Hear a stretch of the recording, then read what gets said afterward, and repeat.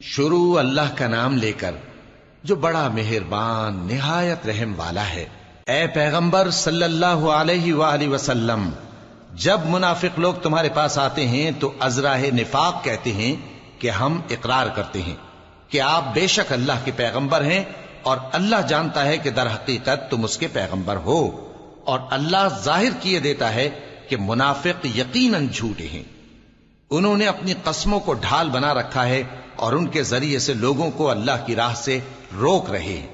کچھ شک نہیں کہ جو کام یہ کرتے ہیں برے ہیں، یہ اس لیے کہ یہ پہلے تو ایمان لائے پھر کافر ہو گئے، تو ان کے دلوں پر مہر لگا دی گئی، سو اب یہ سمجھتے ہی نہیں۔ اور جب تم ان کے تناسب اعضاء کو دیکھتے ہو تو ان کے جسم تمہیں کیا ہی اچھے معلوم ہوتے ہیں، اور جب یہ گفتگو کرتے ہیں تو تم ان کی تقریر کو توجہ سے سنتے ہو، گویا لکڑیاں ہیں جو دیواروں سے لگائی گئی ہیں، بزدل ایسے کہ ہر زور کی آواز کو سمجھیں کہ ان پر بلا آئی۔ یہ تمہارے دشمن ہی ہیں، سو ان سے محتاط رہنا، اللہ ان کو ہلاک کرے، یہ کہاں بہکے پھرتے ہیں۔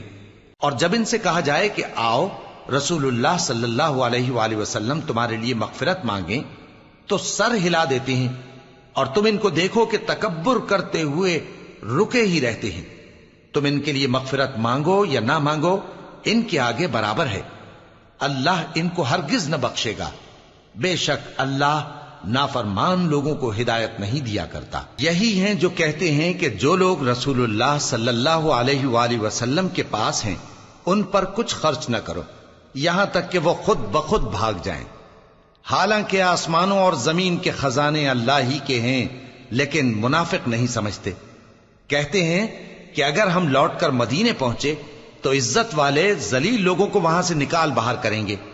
حالانکہ عزت اللہ کی ہے اور اس کے رسول صلی اللہ علیہ وآلہ وسلم کی اور مومنوں کی، لیکن منافق نہیں جانتے۔ مومنوں، تمہارا مال اور اولاد تم کو اللہ کی یاد سے غافل نہ کر دے، اور جو ایسا کرے گا تو وہ لوگ خسارہ پانے والے ہیں۔